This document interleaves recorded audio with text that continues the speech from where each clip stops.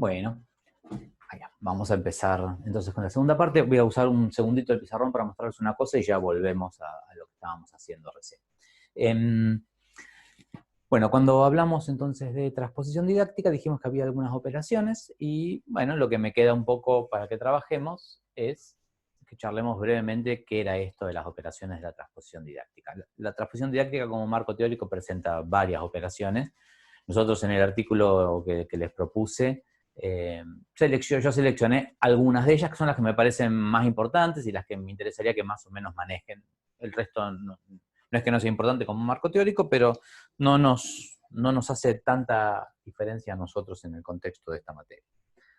Lo que dice básicamente la primera de las operaciones, la que se llama la desincretización, es básicamente esta idea de que yo seguramente puedo, si soy un experto, perdón, voy a quedar medio fuera de plano porque para que me vea me tengo que agachar, pero me voy a quedar por acá. Si yo soy un experto en una disciplina, seguramente podría armarme en mi cabeza una gran red conceptual de cómo se vinculan los conceptos de esa disciplina, ¿no? Así como ustedes están haciendo una red conceptual para esta materia, una persona que es experta en una disciplina tiene en su cabeza una inmensa red conceptual que dice cómo se vinculan todos los conceptos de esa terrible disciplina que tiene en la cabeza. Entonces uno se podría imaginar que si esa persona se pusiera un día a armar la red conceptual, tendría alguna cosa así, ¿no? Tendría un montón de conceptos, un montón de elementos que formarían esa red conceptual, ¿no? Y un montón de relaciones que los unen. O sea, tendrá, bueno, de qué manera se vincula este con este, cómo se vinculan estos dos. Así que habrá distintas relaciones, ¿no? Que me van diciendo de qué manera estos conceptos están vinculados con otros.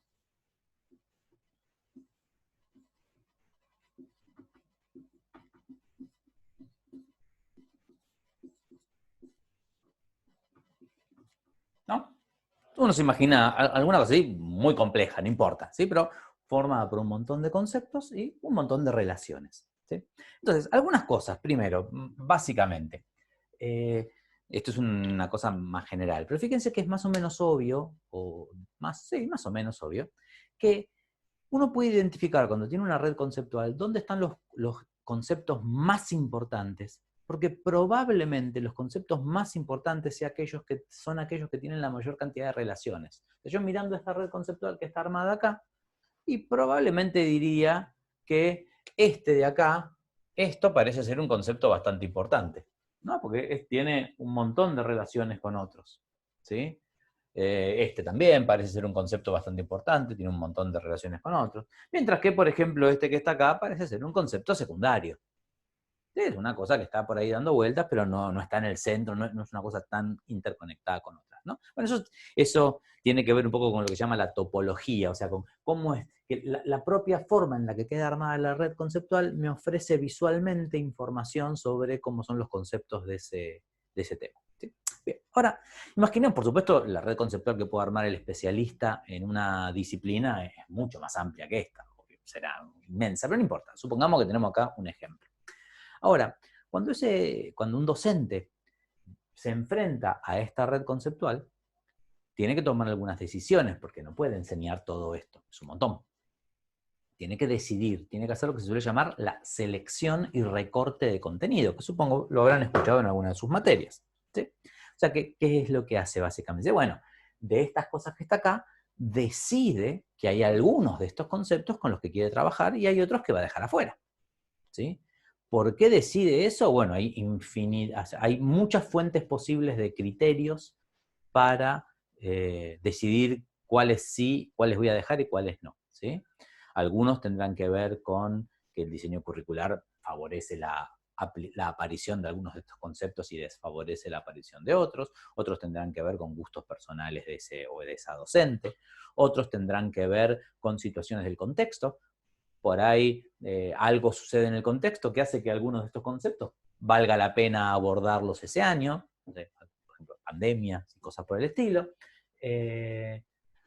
Otras cosas tendrán que ver con sus finalidades. Bueno, hay distintos motivos por los cuales en la cabeza de este docente o de esta docente habrá ciertos de estos conceptos que le resultan importantes. O por ahí es un concepto que le sirve porque el año que viene lo necesitan para trabajar otra cosa, o él mismo lo necesita porque ahora van a trabajar esto, pero dentro de 2 meses van a estar trabajando otra unidad, no importa. Por algún motivo, ese docente va a decidir que hay algunas de estas cosas que las va a trabajar. Entonces, por ejemplo, decide que va a trabajar algunos de estos conceptos y va a trabajar algunas de estas relaciones. No necesariamente tiene que trabajar todos los conceptos y no necesariamente tiene que trabajar todas las relaciones. Va a trabajar algunos conceptos y algunas relaciones, ¿sí? Y también puede ocurrir, por ejemplo, a ver si en este diagrama ocurre, fíjense, por ejemplo, que para llegar, así como quedó dibujado esto, ¿no? Para llegar desde este concepto hasta este concepto de acá, tengo 2 caminos posibles. Podría vincular este concepto con este y después de acá vincularme con este de acá, o podría vincular este concepto con este, después este vincularlo con este y ese vincularlo con eso de ahí. Son 2 opciones. Por ahí a mí me interesa trabajar este concepto y también me interesa trabajar este concepto. Pero si voy a llegar por este camino o voy a llegar por este camino, eso es una decisión que puedo tomar yo, ¿sí? En función de lo que más me interesa, de lo que más me sirve. ¿De acuerdo? Entonces, haré alguna selección. Yo me marco cualquier cosa acá. Supongamos que yo digo que voy a trabajar con, no sé, estos conceptos de acá, este de ahí, voy a trabajar con este porque es un concepto importante, no voy a usar este camino de acá arriba, así que no voy a desarrollar esa parte, voy a desarrollar esta de acá, y de las múltiples cosas que están conectadas con este concepto, yo me voy a quedar, por ejemplo, con este pedacito. Supongamos que decido hacer eso. ¿Sí? Esto que estoy haciendo acá es lo que se suele llamar la selección y recorte de contenidos. ¿Sí? Estoy seleccionando qué contenidos voy a trabajar de entre todos los que podría llegar a trabajar. ¿Qué contenidos y qué relaciones? ¿No? Voy a trabajar estas relaciones entre esos contenidos. ¿Sí? Entonces, esa es la selección y el recorte. Y acá un comentario bien importante. Cuando en este marco teórico se suele decir que este paso, vamos a aclarar algunas cosas por nombre. Cuando uno arma esta red conceptual, ¿sí? O sea, ese paso en el que uno de alguna manera identifica cuáles son los conceptos y cuáles son las relaciones que están detrás de un determinado tema, a ese paso es al que se lo llama la desincretización. ¿Se llega a leer ahí? Sí. ¿Sí? La desincretización es justamente, déjenme ver que acá tengo algo para mostrarles, a ver si lo tengo por acá. No, no lo tengo acá.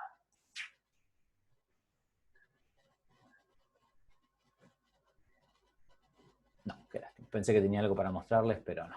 Bueno, no importa.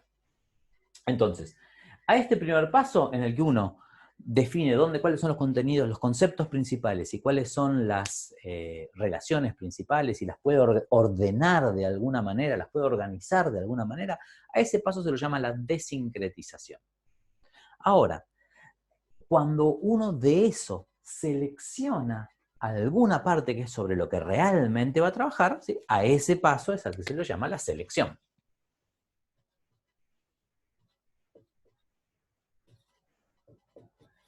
Selección o recorte, ¿sí? Da lo mismo, son prácticamente sinónimos. Entonces, a eso lo llamamos la selección o recorte de contenidos, ¿sí? Sobre eso es sobre lo que vamos a trabajar. Algunos autores dicen, de manera muy acertada, que este paso, el paso de la selección y el recorte de contenidos, es un paso, bueno, ahí es donde se ponen en juego las finalidades, porque si yo decido enseñar esto y no decido enseñar esto, nada, por algo lo estoy decidiendo. Entonces ahí se ponen en juego las finalidades, todas estas cosas que estábamos hablando, el contexto.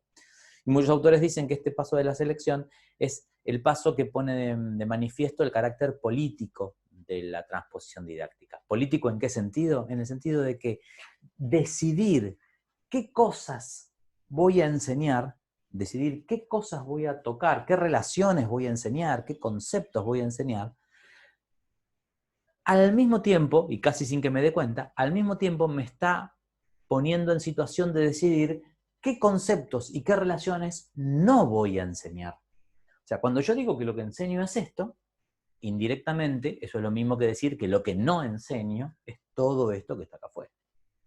Entonces, estas cosas que quedan afuera, estas cosas que yo decido no iluminar sobre esa cuestión, bueno, yo estoy tomando decisiones de por qué esto sí y por qué esto no. ¿sí? Por ejemplo, si estamos trabajando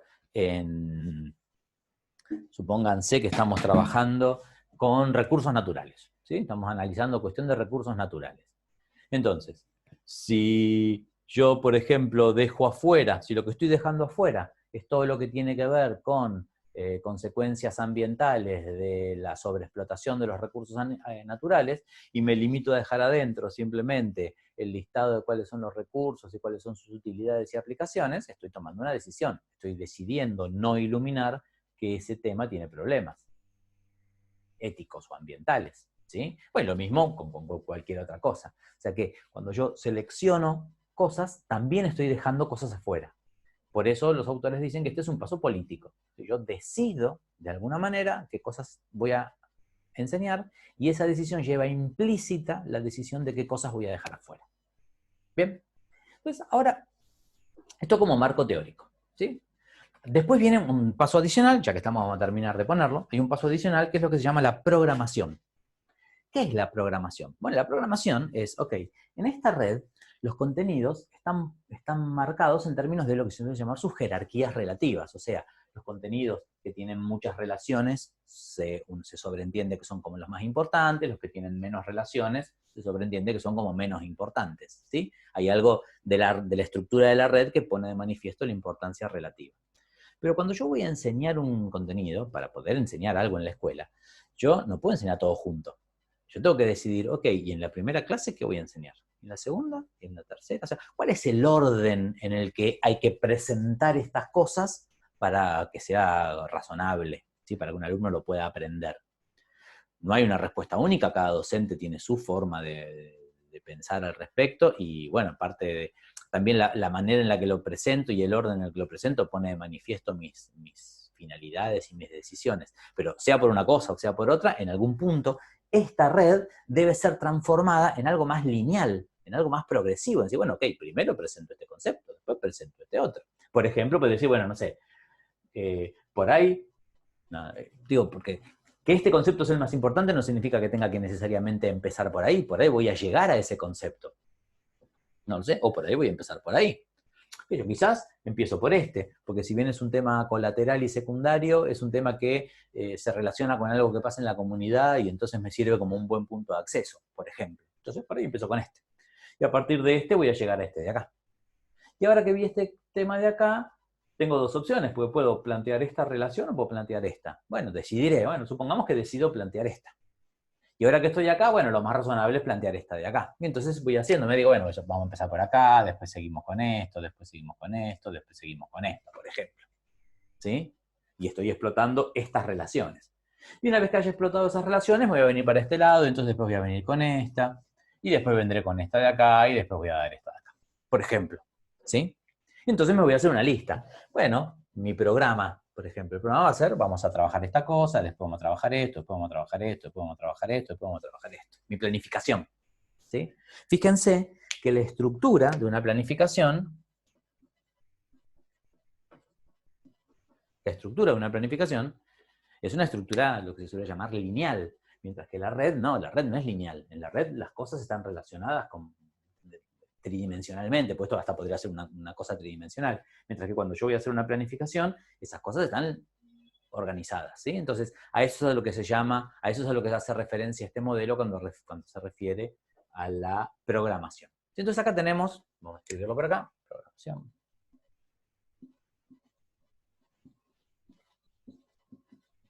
Entonces acá tenemos los tres elementos fundamentales a mi gusto de este modelo, que es la desincretización, que tiene que ver con la identificación de los conceptos principales y sus relaciones, la selección, que tiene que ver con ese recorte que uno hace sobre los contenidos para definir cuáles son los que realmente va a enseñar y que lleva implícito que estoy dejando algunas cosas afuera, y la programación, que tiene que ver con cómo organizo, en qué orden voy a abordar estos contenidos. ¿De acuerdo? Esas son como las cosas. Entonces, ¿por qué les presento este marco teórico? Bueno, este marco teórico se los presento porque no es solamente una cuestión de que es un buen marco para entender las actividades de enseñanza, que ya si fuera solo por eso estaría muy bien. Pero nosotros le vamos a dar una utilidad adicional y de eso se va a tratar la primera parte del trabajo práctico, lo que les voy a presentar ahora en un minuto. cuando uno, a ustedes les va a pasar, le pasa a todos los docentes en general nos pasa, y a los maestros en particular les pasa muy seguido, porque la profesión de profesor de primaria es una profesión muy exigente en términos de cantidad de cosas que uno tiene que enseñar, ¿no? Porque un año les tocará dar clases en primer ciclo y su preocupación va a estar puesta por ahí fundamentalmente en la alfabetización inicial, pero otro año les toca dar clases en séptimo grado y entonces estarán preocupados por otra cosa, y aparte por ahí dan clases, tienen que dar clases de ciencias naturales, pero también tienen que dar clases de lengua, y también tienen que dar clases de matemática, y también tienen que dar clases de sociales. O sea, hay un montón o sea, ustedes tienen que manejar, les va a tocar enseñar contenidos de 4 áreas distintas a lo largo de 7 años distintos, que implican edades distintas, que implican didácticas distintas, bueno, toda la problemática que ustedes ya saben, y que es bien compleja y no hay ninguna pavada.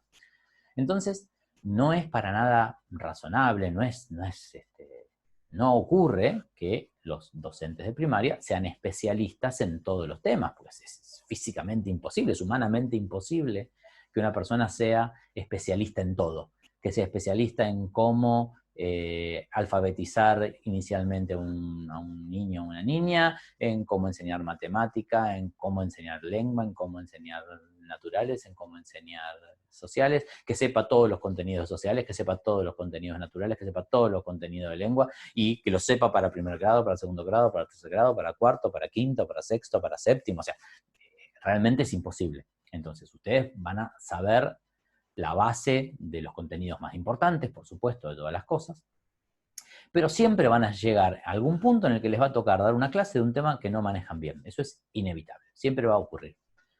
Entonces, ¿cómo planificamos cuando no manejamos el contenido? Bueno, acá es donde viene en nuestro auxilio el modelo de la transposición didáctica. Porque el modelo de la transposición didáctica nos ayuda un poco sobre eso. ¿Por qué? Porque ahora lo vamos a hacer justamente con un ejemplo. Yo no sé mucho de un tema, bueno, entonces iré al diseño curricular, leo esa parte del diseño curricular y me fijo a ver cuáles son las ideas fundamentales que el diseño me propone, veo cuáles son los alcances de contenido que el diseño me propone. Puedo recurrir a algunos otros documentos que existen dando vueltas por ahí, hay una cosa que se llaman los NAP, ¿sí? Son los núcleos de aprendizaje prioritario, son unos documentos que había elaborado en su momento el gobierno nacional con cosas complementarias sobre cómo enseñar muchos de estos temas. Entonces, nada, voy a alguno de estos primeros documentos. Yo sugiero siempre empezar por el diseño curricular y recurrir, si ustedes quieren, a algún otro complementariamente. Pero voy y me fijo en el diseño curricular. Bueno, a ver, ¿qué dice el diseño curricular? ¿Qué es lo que tengo que enseñar? Me anoto en algún lado las ideas básicas, me anoto las cosas, y voy leyéndolo y me voy intentando armarme a partir de lo que dice el diseño curricular y a partir de lo que yo recuerdo de mi secundario, de lo que sea, me voy a intentar armar una red de relaciones. Todavía no estoy pensando en cómo voy a enseñar ese contenido, ¿eh? Simplemente estoy armando una red de relaciones. Bueno, a ver qué conceptos parecieran ser importantes y qué relaciones más o menos parece que puedo empezar a descubrir acá. ¿Sí? Entonces, me armo una primera red conceptual. Entonces, déjenme que vamos a... voy a darles un ejemplo concreto. A ver, ¿por qué está molestando esto?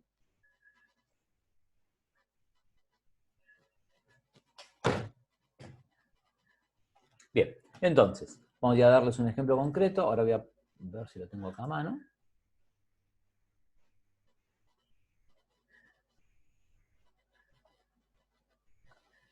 Bueno. Entonces, supónganse, yo agarro, como les digo, el diseño curricular, agarro las distintas cosas y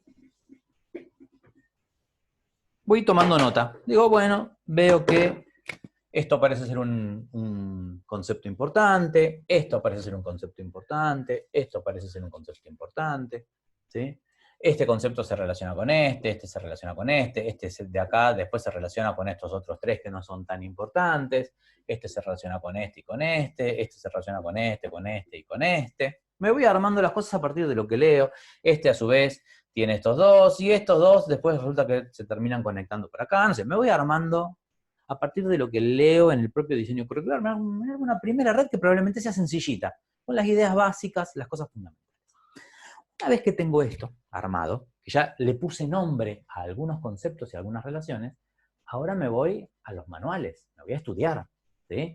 Me busco libros de secundario, libros de terciario, me voy a Google, me voy a la biblioteca del normal, agarro los manuales de primaria para ver más o menos el tipo de cosas que trabajan, entonces me pongo a leer un poquitito algunas de esas cosas y empiezo a enriquecer esta red.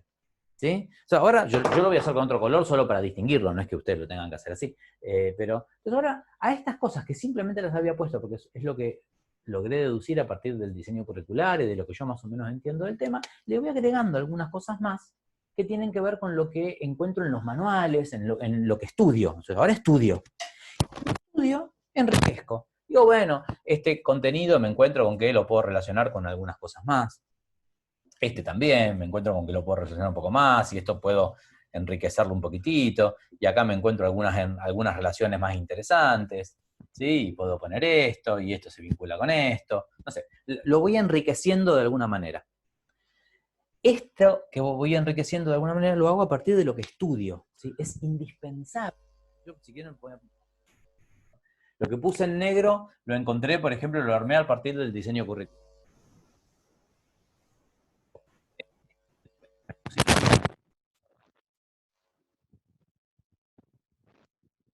Leo un poco del tema, ¿sí? Y entonces, ahora sí, una vez que tengo esto armado, estoy en condiciones de dar el siguiente paso, que es, bueno, yo voy a decidir que vamos a trabajar, por ejemplo, con esta parte de acá. Bueno, este lo vamos a dejar fuera. Y vamos a trabajar con esa parte de acá.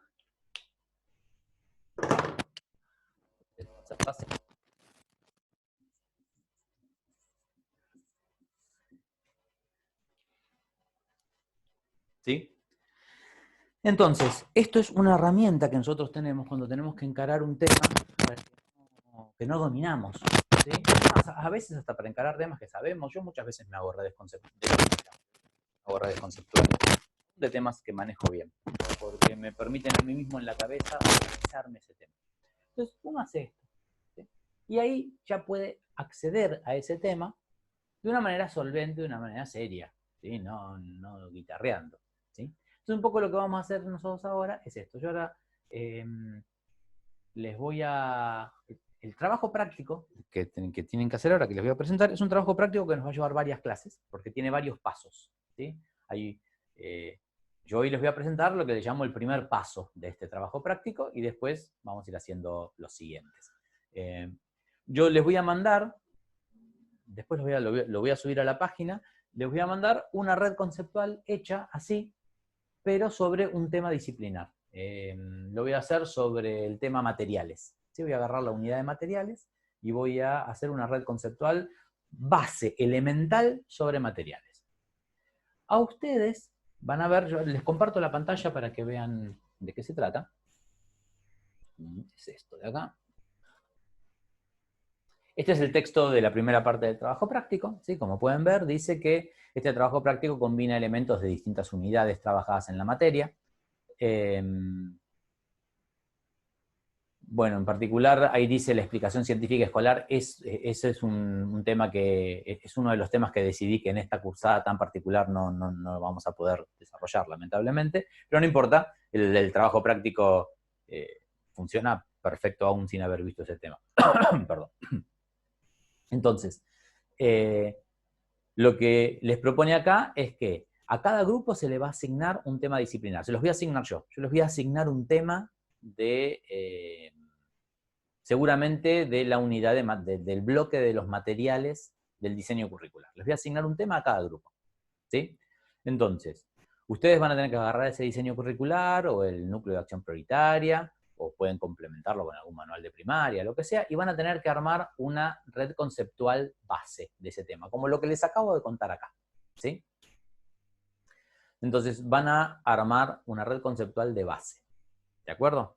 Ahora, una vez que armaron esa red conceptual de base, van a buscar material adicional, o sea, se van a poner a estudiar ese tema y van a material adicional para que les permita profundizar el estudio del tema, y entonces van a generar una segunda versión de esa red conceptual que tiene que estar enriquecida y complejizada. O sea, esa segunda versión de la red conceptual va a incluir estas nuevas cosas que ustedes estuvieron desarrollando a partir de su estudio, ¿sí? Y acá es importante lo que dice el texto del trabajo práctico, dice, no pierdas la versión anterior, porque van a tener que presentar las dos, o sea, ustedes tienen que tener, ¿cuál fue la primera versión que hicieron? La que solamente se basaron en el diseño curricular y en algún manual y cosas así. ¿En qué se diferencia de la segunda versión? O sea, ¿dónde se ve la parte enriquecida? Algo así como, vieron que yo acá dije, en negro sería la primera y en rojo sería la segunda. Bueno, lo mismo, ustedes van a hacer dos versiones distintas. Me presentan una versión con la primera y una segunda versión con la parte enriquecida. ¿De acuerdo? Entonces, esto es la primera parte del trabajo práctico. ¿Sí? El trabajo práctico ustedes ya deberían ir largando esta semana con esto. Yo les voy a pasar, como les digo, después por mail a cada grupo un tema. Cuando ustedes reciben ese tema, empiezan a armar la red base y después la red enriquecida. La red base tiene que estar armada para la clase que viene y la red enriquecida para la otra. ¿De acuerdo? Bien. Y ahora solo se los voy adelantando, por ahora el primer paso es solamente esto, pero después de hacer todo eso, va a venir un segundo paso que es incorporar lo que estuvimos viendo de ideas previas. Que ahora no importa, no viene al caso, no quiero que se mareen mucho con eso, pero después vamos a incorporar la parte de ideas previas a todo esto. ¿De acuerdo? Entonces, bueno, con esto tenemos más o menos la segunda parte de la clase de hoy. Así que nos vemos después.